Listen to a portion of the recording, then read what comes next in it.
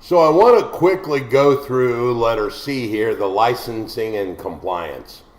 So Indiana has a Indiana Association of Realtors. All right, it is the state version of the NAR. Well, we also have the Indiana Real Estate Commission, which is created by state legislation and governed by state laws. So you have two sections that you guys need to think about. One is legal compliance, Real Estate Commission. The other is the ethical component, that's the NAR. So understand that there are times when you could be in violation of one and maybe not the other, all right? One is ethics and one is legal laws. So each state is allowed to make their own license law regarding getting the license to buy, sell, trade, lease, exchange, manage, list, rent, consult, or refer property. All right? Now, I can say that really fast, but I can't say it slow because I've practiced it so many times. In Indiana, buy, sell, trade, lease, exchange, manage, list, rent, consult, what did I forget? Refer. Those are all license required activities. All right? So let's talk about the licensing requirement. Now, most of this is going to be history for you guys because as you're sitting here, hopefully you guys are licensed and not sitting here because you were bored on a Thursday afternoon and wanted nothing better to do. So in Indiana, prospective agents must complete a 90-hour pre-licensing course. Now, here's something that shows Indiana's commitment to the real estate profession. If you were licensed before 2014, it was a 54-hour class. You guys remember that? How many of you here?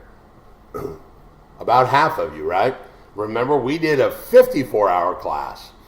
Now we've changed it to a 90-hour pre-licensing course. And this course has to be approved by the commission for a school to teach it, much like us, all right? Real University. This curriculum has to cover certain essential topics, and we discussed all of these. Agency relationship being one of the key ones. Financing, contracts, the law, all of these were covered in the course. Now, to further show the state's exuberance in making sure, we also have to take a 30-hour post-licensing course within the first 2 years of getting your initial license. So if there are people out there, which hopefully there's no one out here yet, because CE is not required, if you've gotten your license within just 2 years, the last 2 years, you actually have to take this 30-hour course, all right? It is a further remuneration of your responsibilities towards the ethics and professional standards. So all told, by the time you're done and you're 2 years into this, you have now got 120 hours of training to be in the chair that you're sitting in right now. We also test that knowledge through this real estate examination. Now, don't point at me. I didn't make these exams. We are not the exam body. All right. Indiana currently uses PSI for this. Most states use PSI. What's the other one? I can't remember what the other one is. I'll remember tonight at midnight, and I'll call you guys and remind you. So they are provided through an exam administrated through a third-party examiner. Matter of fact, I don't know the exam questions, all right? The exam tests the knowledge of Indiana laws, of the basic principles, of agency, to make sure that you understand what you learn, all right? And you have to score a minimum. And now most of you out there are looking at me with those eyes. I can see the daggers. And, if you don't pass, you get to take the test again until you do pass. All right? Now, letter C is controversial at best, in my opinion. Indiana requires a background check, but actually how they do that is they simply ask you if you have ever been arrested. All right? And they require that you are a professional and you would admit to certain things. For instance, Florida, you have to do a fingerprint. Arizona has to do a fingerprint check. So I think there are some states that are actually more aggressive, maybe that's a good way of saying this, than the state of Indiana is. And to further ensure, excuse me, to further ensure that you stay current, you are required to renew your license in every third year. All right, so we just renewed in 23 here in Indiana. We will renew again in 26. You are going to be required to do 12 hours per year. All right, that's the layman's way of saying this. Actually, the law says you have to do 36 hours in the 3 years, but no more than 12 per year. So you can't do all 36 in 1 year. You have to do 12. So that's why everybody goes, oh, we got 12 hours. Yes. These 12 hours actually have to fit in a category, all right? This course was presented to the Real Estate Commission as a category that is acceptable to the state legislature, like professional development or agency laws or ethical. And for those of us that may remember years ago, we had mandatory and we had elective backgrounds. We have since just gone to all one category, but CE has to fit in one of those 12 subcategories, like property management, exchanges, things like that, ethics. So this course was approved for 4 hours, all right? We do have, to shift a little bit, regulatory standards. Now, this is the NAR side, or the IAR, or your local board, or whatever board you're sitting in. These all roll up. So you've got like a local union, the state union, and the national union, being the NAR. So there are ethical guidelines that you have to adhere to. We have to adhere to the IAR, the Indiana. If you're sitting out in Florida, it's the FREC. But those states all align very closely, hint, hint, cut and paste, the National Association's Code of Ethics. So these standards emphasize the integrity, the transparency, the fairness of the transaction, the disclosure, all of these things to act in the interest of your client while you provide your services. One of those requirements is the agency disclosure. You are required to disclose your relationship at the very start of any transaction. This is probably one of the most common found violations by the Real Estate Commission, is the failure to disclose in a written format signed by the client that clearly states your fiduciary obligation. Once again, I go back to the whole positive power coefficient in a nuclear reactor conversation. You must disclose before they sign the buyer's agency what agency is, what buyer's agency is, blah, blah, blah, blah, so they understand. This is called the written office policy. Most of your managing brokers have already created this policy, and if you are the managing broker sitting out there listening, then you must have this policy. If you do not, I would certainly say that you better get one today. And if not today, yesterday. All right? This policy, one of the requirements is to ensure that the clients are aware if there's any potential conflicts, like dual agency. You have to tell them, hey, if you want to see as a buyer one of my listings, here's what dual agency means, and there could be potential issues, and you would disclose those potential issues in this written agency agreement. All right? One of the other things that is a very common, what's the word I'm looking for? Violation, is the advertising regulation. You are required under Indiana law to advertise all promotional material, whether it's online or offline. Disclose that you are an agent and what brokerage that you are. All right? You must have the broker's name on all advertisement so that you are telling the public that you are a licensed agent. You cannot make ads look like for sale by owners. You cannot make ads look like blind ads, like P.O. boxes or things like that, or like for sale, call me and here's my phone number. That might look like to the consumer that it's a for sale by owner when in fact it's an agent. That would actually be a violation. You would have to have the broker's name on that. Hey, the modeling group, for sale, call me. All right? So misleading or false advertisement actually results in a disciplinary action. You must disclose that you are licensed in all marketing material.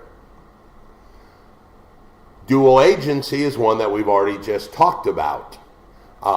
It has to be disclosed, the potential issues of dual agency, when you initially sign on a new client, whether they're a buyer client or a seller client. You also have to discuss dual agency, because if you're the listing agent, it might be that you bring a buyer to that listing, so you want them to understand it before it happens. If you're working with a buyer, they may want to elect to see one of your listings, so you have to disclose to the buyer in case that potentially happens in advance in this written office policy. Now, I said before, I'll say it again. It also has to be approved, has to be signed. It is so important that, yes, we talk about it in our written office policy. We actually talk about it in the listing agreement. We actually talk about it in the buyer's agency, the exclusive buyer's agency agreement. We have another form specifically geared towards limited agency. So we have talked about it probably at least twice now with your client, whether they're the seller or the buyer, all right? But there's this third form right before it happens, and it's much like you're going, hey, I want to remind you again, is it okay? Here's the form, and they would sign the form saying, yes, I understand this is your listing, and I am agreeing to any maybe potential confusions or issues that could arise. And the seller is like, yes, I understand this is your buyer you're bringing, and I understand. So this form must be signed prior to any agency activity. I don't know how much I can stress upon you the key component in that. It's not a form that you get signed at the closing table as an afterthought and go, oh, by the way, I don't want to get in trouble, sign this form. Because you could potentially disclose something during a viewing that maybe you shouldn't have, and that could cause problems. All right? So, please, this is probably, in Indiana, probably the most found violation. Typically, when I go to the real estate commission meetings, and I go occasionally, when they're talking to an agent, one of the very first things they ask for are, Please present the written agency that you got signed with the client. Was it limited? Please present us that form. So they're going to ask for these, all right? Now, record keeping. You must keep all these records of transactions, and here's the easy way to remember this. What I want you to do real quick is everybody raise your hand and wave at me, right? Hey, hi, how you doing, how you doing? See how many fingers you got up? 5. That's how many years you have to keep your records. If you forget, think about waving, and you've got all 5. Now, I see one of you guys waving back there with only one finger up. That doesn't count, sir. Can't bring some people's children, right? Can't trust anybody. A normal hello wave, not one of the one fingers that I see from the very back there. That's how many years you have to keep documents to maintain compliance in case you ever get audited by the Real Estate Commission. 5 years, okay? I'm going to see you after class, sir. Yeah, I cracked myself up. So what are the enforcement and disciplinary sanctions that can be applied? Well, the Indiana Real Estate Commission, once again, if it's a license law issue, they enforce the licensing standards and they investigate complaints against real estate agents. All right? You guys can complain against another agent. The consumer can issue a complaint. You want to get better than that? Watch this.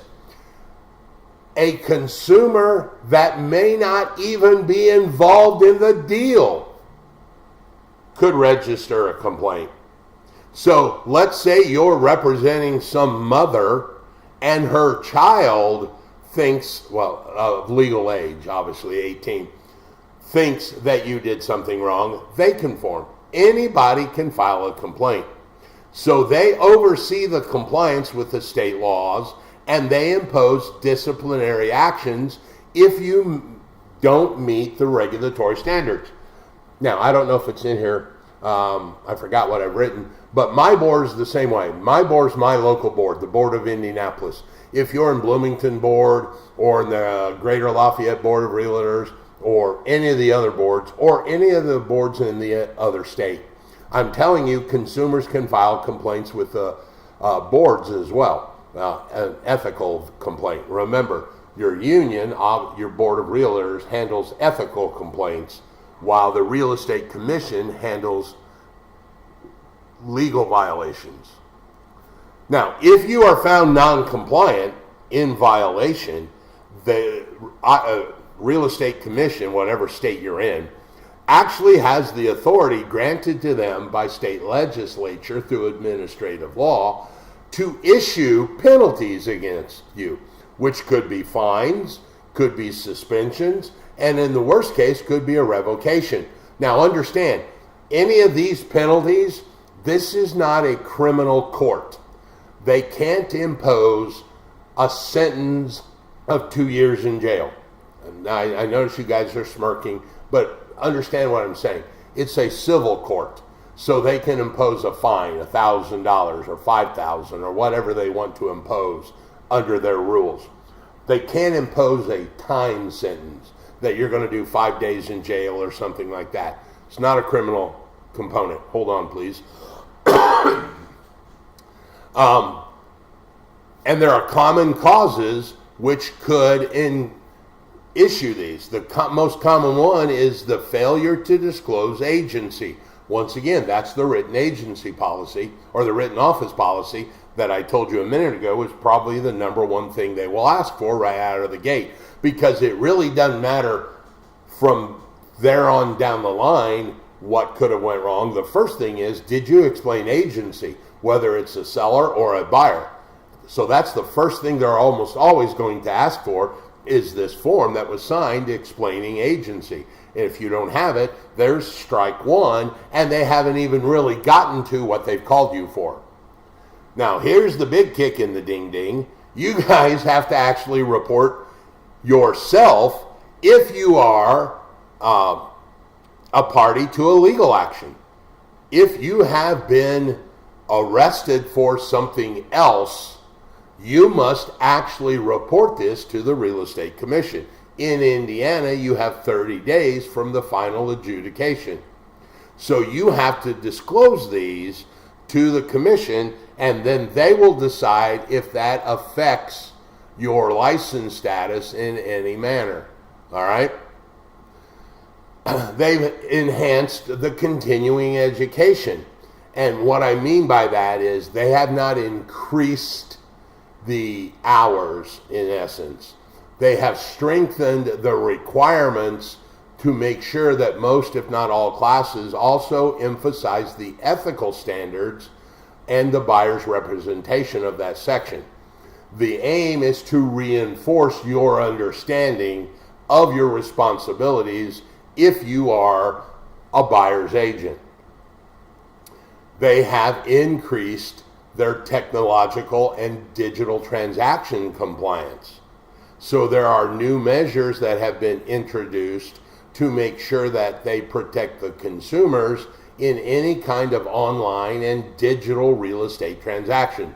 You guys know what a notary is, or a mobile closer. They now have mobile online notaries that could do potentially online closings. Well, those rules came about because of the new technology that could allow the potential closing of online deals. There are ways now that agents must secure digital documents. You know, we all waived, except that one dude in the back, and I still remember you, to say 5 years. Well, that could be a lot. How many of you guys have been in this business like 10, 15, 20 years plus, like me? All right. How many file folders did you guys have? Yeah, we had a whole bunch. Then we went to this online and we're like, oh, it's in the cloud. And you point up there and go, oh, it's in the cloud. No, I'm just joking about that. You still got to keep them 5 years. But there are new rules regarding the access of these documents and safeguarding them for your client's sake, so that there's no fraud or hacking or misrepresentation. And if you choose to keep your records digitally, that's fine. That is allowed by the Real Estate Commission. But here's a little caveat to that. The lack of access to your digital platform is not an excuse if you cannot present records that are asked for. All right? So what I'm getting at, if you keep it on the Google Cloud and the commission asks for records and you go, well, I can't access my files because Google is down, that is not an excuse. That will be seen as failure to deliver requested documents and could be a violation. So yeah, you can keep them digitally, but remember, wherever you keep them better be kind of secure in its longevity or access, so that that cloud storage doesn't, quote unquote, go away. All right?